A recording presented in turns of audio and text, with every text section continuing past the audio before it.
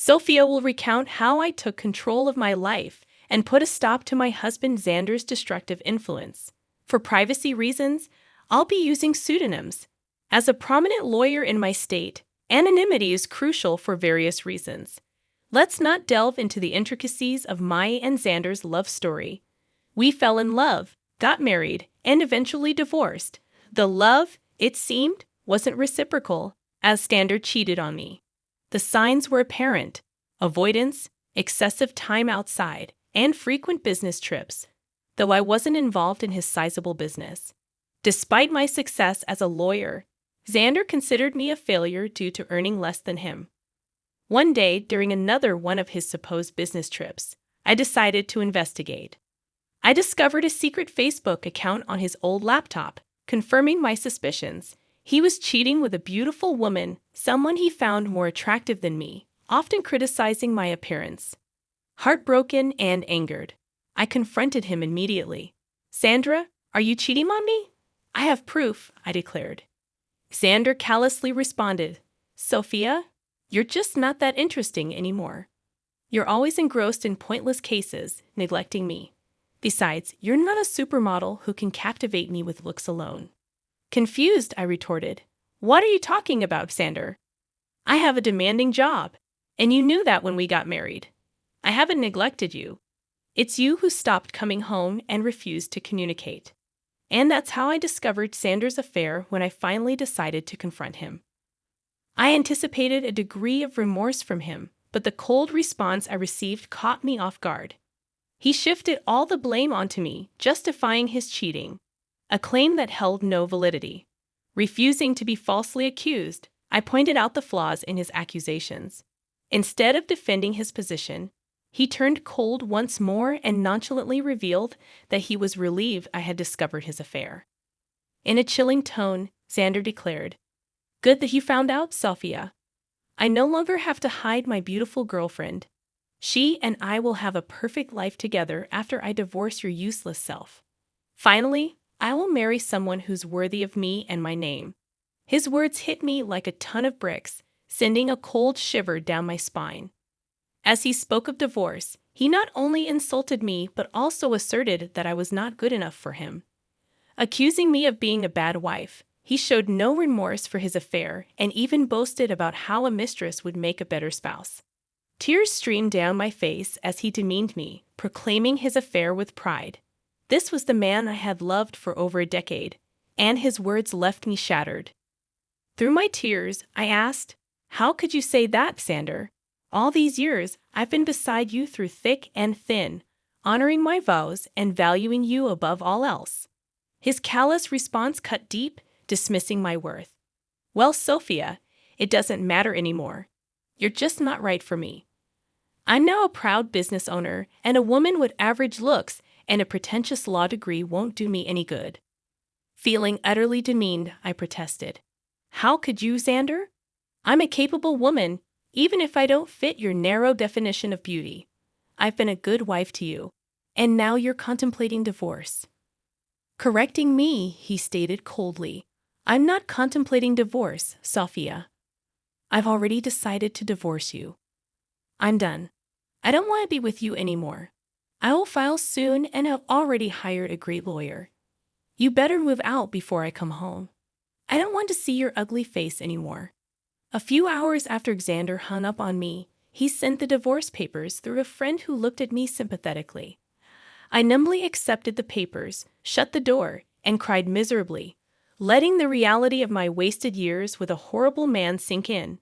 However, I decided I wouldn't let this break me.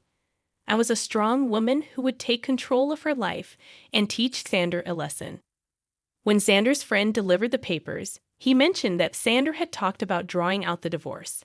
Initially puzzled, it dawned on me that we had a prenup. Xander had insisted that I was entitled to half of his business if he cheated, something I had overlooked in my emotional turmoil. It made sense why Xander wanted to prolong the divorce. He hoped I would give up my rightful share. Determined not to let go of what was rightfully mine, I immediately called his lawyer and set up an appointment. Within 2 days, I moved out of Xander's house and into my childhood home, which was in my name. I texted Xander that I had already moved my belongings, asserting, I took my ugly face and body out of your Dan house. Good that you've come to your senses and not making a fuss. Xander responded, boasting about his lawyer's reputation. But I calmly warned him, I won't give you my business, that's for sure. For now, you will stay away from me. Determined to uphold the prenup, I was ready to face whatever challenges lay ahead. I don't want to talk to you. You can only speak to me through my lawyers now, and I expect you to empty my house. Xander's words ignited a surge of boiling rage within me. It's astonishing how anger and hatred can fuel one's determination when faced with such utter contempt. My mind cleared, and I couldn't help but almost laugh at Xander's ignorance. He had no clue who he was up against. Doubtful that his lawyer, Jake, knew either, I arranged a meeting with him at a cafe. Upon seeing me, Jake began to visibly tremble, only calming down upon recognizing me. He seemed confident, but not enough. Jake was a decent lawyer, but he hadn't anticipated facing off against someone like me. Xander never considered me influential, so Jake was utterly unprepared for our encounter. Jake appeared nervous and his hands shook, but I refrained from further intimidation. He wasn't to blame for my predicament. Hello, Jake. Nice to see you here, I greeted, noticing his surprise. If you have any doubts, let me clear them for you. Yes, I am the wife. Ma'am, I'm so sorry. I wasn't expecting you to show up. Jake stammered, flustered by my presence. The surnames don't match because I got married after I received my law degree. I used my maiden name for official purposes, I explained. Ah, I see, Jake muttered, visibly uncomfortable. So, I'm guessing you want to drag out this case. That's what my client has told me. Your client has been misleading you, Jake. He's the one who wants to prolong this case. Isn't that what he told you? I confronted him directly, knowing my reputation as a lawyer spoke volumes. Jake squirmed under my scrutiny. Accustomed to asking the right questions, I didn't mince words. You don't have to answer that, Jake. I've known Xander for over a decade. I married that idiot for God's sake. I know what goes through his thick head. Concerned for Jake's predicament, I decided to enlighten him. Since I know you, and it's not fair on you, I'll tell you the truth about this divorce. What do you mean, ma'am? Jake inquired, clearly taken aback. Did my dear husband mention to you that he cheated on me? I asked pointedly, watching Jake's expression for confirmation. His reaction spoke volumes, confirming my suspicions. Once again, Jake was caught off guard by my revelation. I won't lie to you guys. It did sting and hurt my ego to admit to my colleague that I had been cheated on. It's not a pleasant experience. However, I knew better than to betray my emotions. No matter how humiliated I felt, I still had the upper hand, and I was well aware of that. Jay, on the other hand, didn't know. He said, no, I don't think my client has told me about that. But he did warn me that, in his words, you would make some baseless accusations because you want to ruin him. Oh, you poor thing, Jake. Your client has played you like a fiddle. Although it might make you happy to know that Xander thinks you are one of the best lawyers out there. Well, that's a big compliment, but I will never measure up to you, ma'am, Jake confessed. I wish he had told me that his wife also practices law. He only told me that you work at a law firm. My husband never really took my accomplishments seriously. He had a habit of undermining my work and influence. It was foolish of me to stay with him this long. However, it was smart of me to sign the prenup to save my butt, I shared. Jake was completely taken aback by the mention of the word prenup. He looked shocked, and the term seemed foreign to him.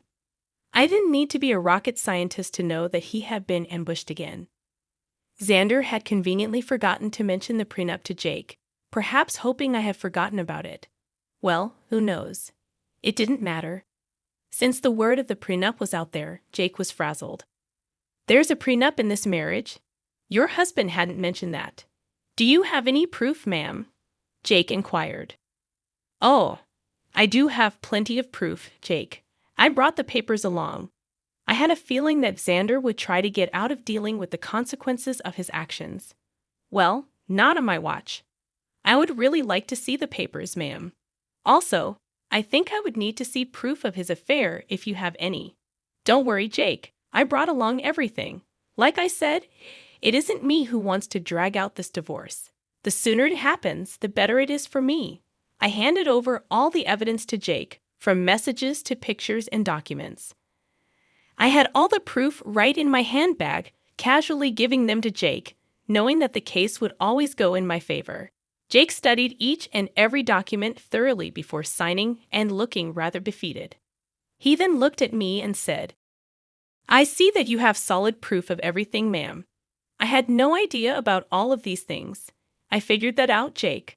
Also, I know how difficult it is to work with unreliable clients, especially when the opposite party has an equally strong lawyer for their case."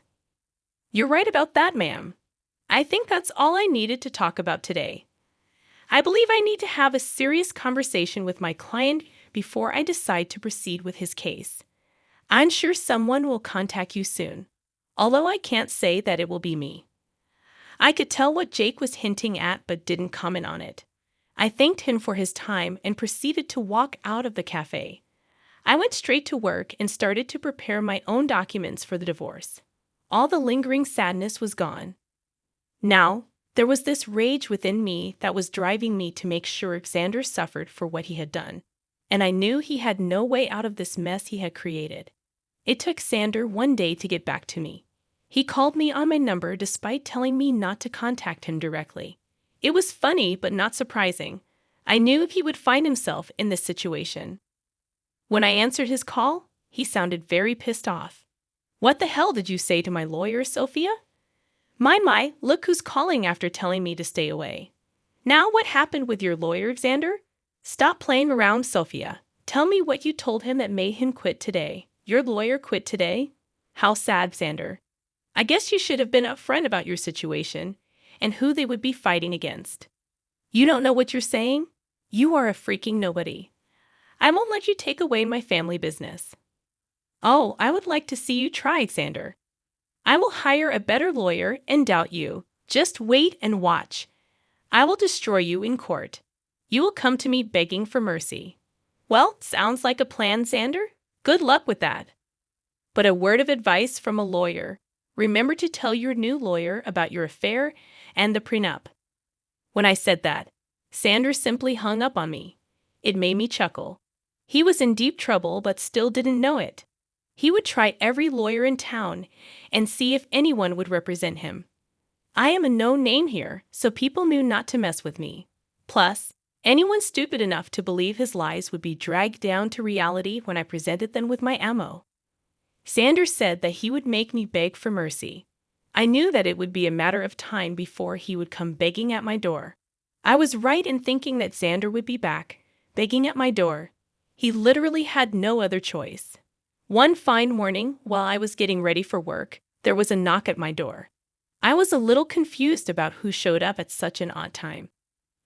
Imagine my surprise when I opened the door and found my soon-to-be ex-husband, looking forlorn and weary. I invited him in because I didn't want the scene outside my home. I was already dealing with enough. When he came inside, I said, "Make it quick, Xander. I don't have enough time to waste on you. I don't even know why you're here. We were supposed to strictly communicate through lawyers only." "Yeah, about that. I haven't found a good divorce lawyer yet." "Oh, that's sad for you, Xander. You better hurry up because I hear that your mistress has been dying to marry you.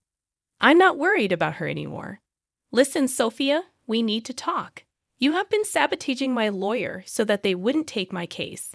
That is very unfair." I immediately laughed when he said that. I couldn't believe that Xander would have the audacity to pin the entire blame on me. This once again showed how little he valued my profession. He thought that just because he was willing to throw money, people would pull at his feet. Oh dear, that's an amazing joke, Xander. Let me just clear that misconception for you. I haven't been sabotaging anything. It's your stupidity that's causing trouble. I don't understand. What did I even do? Should I remind you how you lied to your lawyers about the affair and the prenup? That is enough to make them look like fools in court. Do you think lawyers would jump at representing unreliable clients like you? Besides, I will admit that my name will make a lot of people walk away. You may consider me to be useless, but I actually do have a good name in this profession. Yes, I know that now, Sophia. I've tried being open with lawyers too, but none of them are willing to help me. That's what happens when you try to go against an ironclad prenup. You really should have thought your affair through, Xander. Not that it matters now. The damage is done. No sane lawyer would fight for your cause. You'll be giving me half of your business. Xander's facial expression said it all. He didn't want to lose his business. I mean, that's why he tried to pick a good lawyer and drag out the divorce. He wanted to keep me hanging long enough until I would snap and just leave him alone without demanding half of his company. After a few days, it became clear to him that no one would take his side. Hell, he was even finding it hard to find any lawyer who would go against me. So, he did what he thought was his last resort. He started to cry and beg. Sophia, you know how much this business means to me. Please don't do this. You can take everything else, but please don't ask to split the business. Why not, Xander?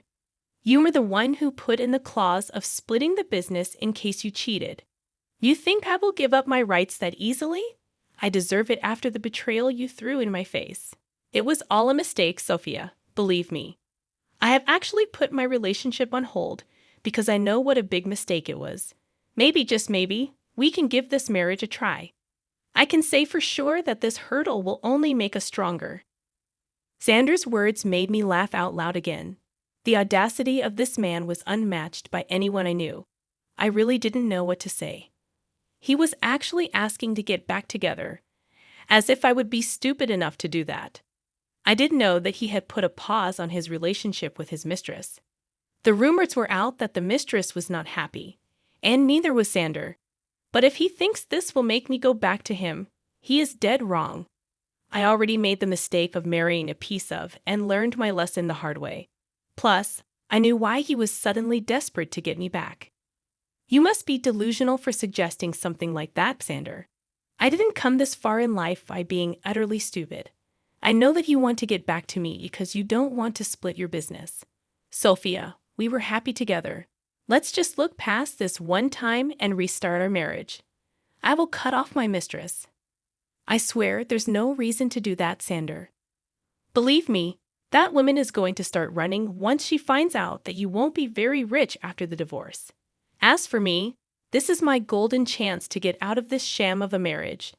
I must thank you for showing your true colors before we had kids. Now you will reap what you have sown. With that, I was pretty much done with my piece. I immediately stopped talking while Xander kept begging and pleading with me not to take his business. It was a rather pathetic scene, but it didn't move me at all. Instead, it made me think of the times I went to bed crying because this piece of expletive I call my husband decided to betray me. Seeing Xander in a vulnerable place only gave me satisfaction and completed my revenge. Now, I simply needed a clean break to start fresh. Well, I definitely got more than what I had bargained for. Karma hit Xander hard and fast. He tried for weeks to change my mind and make me come back home. I turned a blind eye to everything simply because I wasn't interested in his drama. I was ready to move on. Since he had filed for divorce already, I hired someone from my firm to represent me. I'm not a divorce lawyer, so I couldn't do it myself. Besides, I wanted as minimum interaction with him as possible. After a month of trying to change my mind, he was forced to get a lawyer and ask for a clean break. He knew that if I took the case to court, he would only face humiliation and ultimately waste money on lawyers appointed by the court. So he receded and asked for a mutual split. The prenup made it super easy for me to get the divorce. Of course, I had plenty of proof to show everyone that Xander cheated. As per the prenup, he was supposed to give up half of his business to me. He wasn't happy. But there was no way out, so he signed over half of it to me. We did give him an offer to buy me out, but he had no money. Now, why would a big business owner like Xander have no money, you ask? Well, he had spent it all on his mistress, who is now not taking his calls or texts. I guess she figured out that he won't be rich anymore. But now, No one is willing to date her because they know what a gold digger she is. What goes around comes around, I guess. Well, the mistress was the least of Sanders' troubles. With half of his business gone, his earnings were severely reduced. He had to sell his house because he didn't have much money to maintain it or even pay the mortgage properly. He's currently renting a condo that is a serious downgrade from the big mansion he stayed at. He did try to get back with me again in the hopes of regaining full control of his business. Well, safe to say that is never happening. He now either has to continue the way it is or manage to save enough money to buy me out. If you want to know about me, I'm actually doing pretty well. I have appointed someone to take care of my share of Sanders' business, and so far, things have been amazing. I ended up upgrading my lifestyle by buying a new mansion due to my combined income from law practice and business. Things are going well. I'm living my best life, and I honestly couldn't